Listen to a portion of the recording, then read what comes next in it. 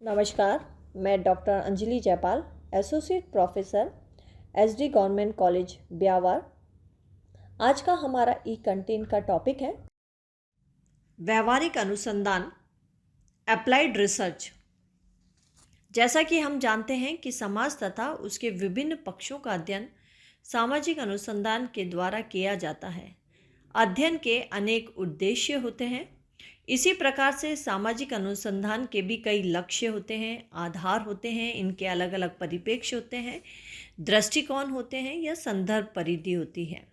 सामाजिक अनुसंधान तथा अध्ययन की समस्याओं तथा उद्देश्य की विभिन्नता के आधार पर विभिन्न वैज्ञानिकों ने सामाजिक अनुसंधान के प्रकारों का उल्लेख किया है।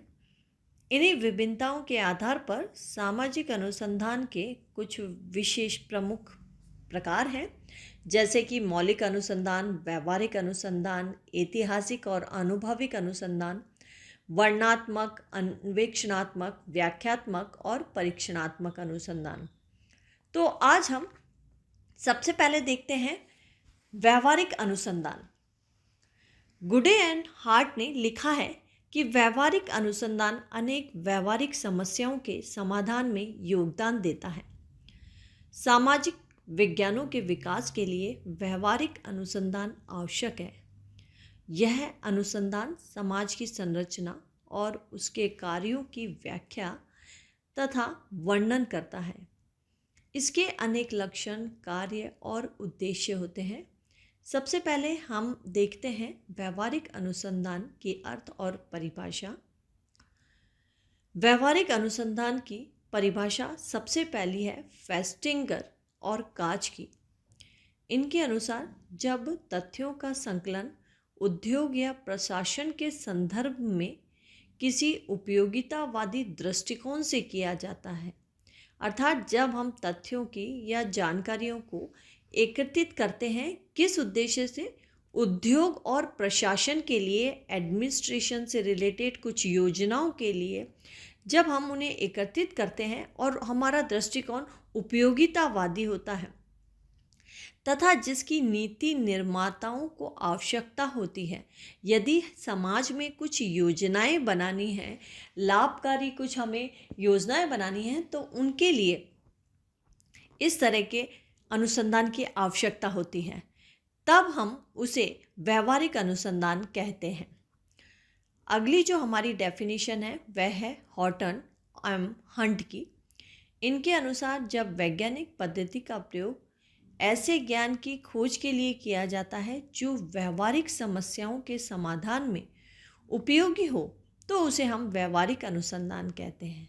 अर्थात हम कह सकते हैं वह अनुसंधान जो हमारी व्यवहारिक समस्याओं का समाधान दे, उसे हम व्यवहारिक अनुसंधान कहते हैं। अगली जो हमारी डेफिनेशन है वह है पी.वी. यंग की डेफिनेशन। इनके अनुसार ज्ञान की खोज का लोगों की आवश्यकताओं और कल्याण के साथ एक निश्चित संबंध पाया जाता है।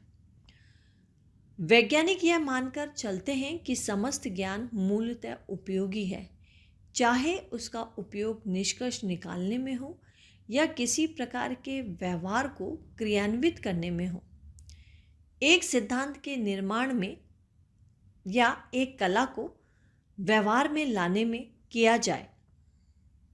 सिद्धांत तथा व्यवहार अक्सर आगे चल के एक दूसरे से मिल जाते हैं।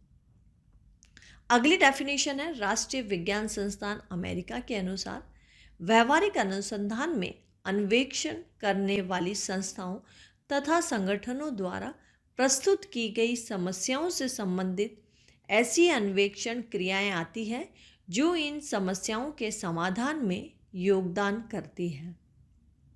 इन उपयुक्त परिभाषाओं से व्यवहारिक अनुसंधान की अनेक विशेषताओं और उनके उद्देश्य स्पष्ट होते हैं। व्यवहारिक अनुसंधान का परिप्रेक्ष्य या दृष्टिकोण मानविकी होता है। यह व्यवहारिक अनुसंधान उपयोगितावादी होता है। यह व्यवहारिक होता है, जिससे तात्पर्य है कि इसके द्वारा प्राप्त ज्ञान का उपयोग भी समस्याओं के समाधान में किया जाता है। यह समाज में प्रचलित समस्याओं के कारणों, लक्षणों, नियमों आदि को समझने में सहायता करता है, क्योंकि इसका दृष्टिकोण मानविकी जैसा होता है। इसलिए इसके द्वारा जितनी भी सामाजिक नियोजन, नीति निर्धारकों और सामाजिक समस्या तथा व्याधि के लक्षणों को समझने में सहायता प्रदान की जाती है। व्यवहारिक अनुसंधान का महत्व सामाजिक समस्याओं के साथ सीधा होता है।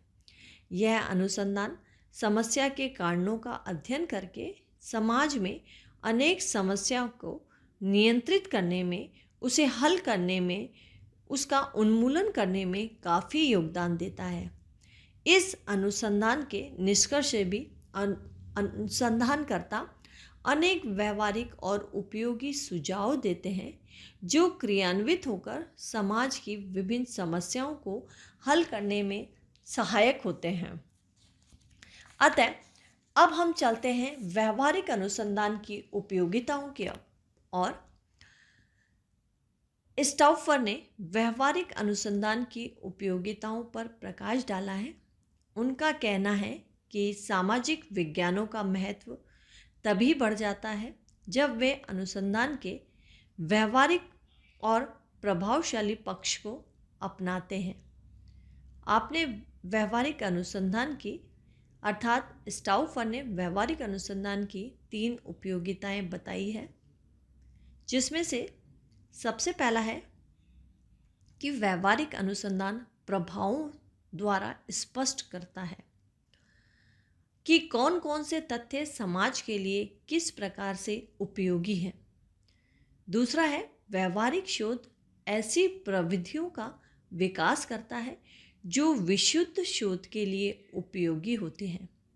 तीसरा है यह ऐसे तथ्यों तथा विचारों को प्रदान करता है जो सामाजिकरण की प्रक्रिया को आगे की ओर बढ़ाते हैं। उपयुक्त उपयोगिताओं के अतिरिक्त भी व्यवहारिक जो हमारा शोध है उसकी कुछ उपयोगिताएं और भी हैं, जैसे कि व्यवहारिक अनुसंधान समाज के लिए अनेक प्रकार से उपयोगी है। समाज की समस्याओं का अध्ययन व्यवहारिक शोध के द्वारा किया जाता है तथा सुझावों के द्वारा समाधान भी किया जाता है तथा यह जाना जाता है कि समाज में जो भी समस्याएं हैं उनका कारण क्या है और उन्हें किस प्रकार से हल किया जाए। अगली जो उपयोगिता वह है कि जो व्यवहारिक अनुसंधान है वह समाज की वास्तविक समस्याओं का अध्ययन करता है। यह वास्तविकता से संबंधित होता है। यह अनुसंधान मानव के व्यवहार का अध्ययन करता है।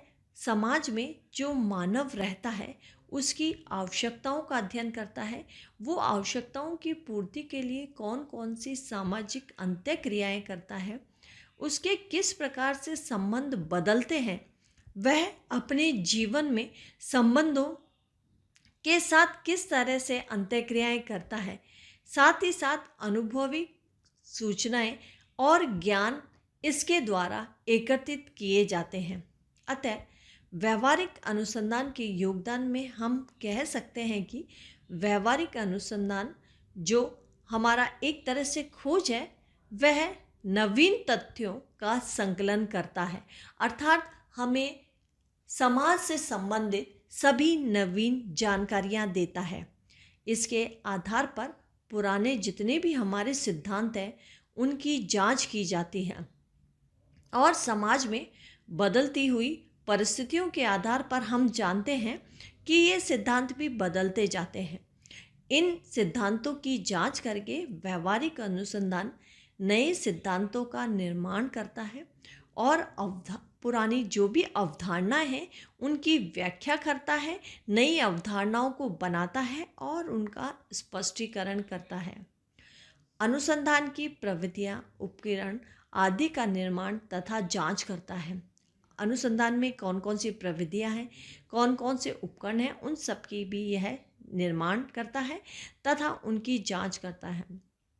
अतः इस प्रकार से हम कह सकते हैं कि जो सामाजिक अनुसंधान है वह व्यवहारिक और उपयोगी तथ्यों की खोज करता है तथा यह समाज के लिए बहुत ही उपयोगी और समस्याओं के समाधान के लिए एक, हम कह सकते हैं, आधारभूत स्तंभ कहा जा सकता है। इसलिए सामाजिक अनुसंधान का सीधा संबंध सामाजिक समस्याओं के साथ जोड़ा जाता है। धन्यवाद।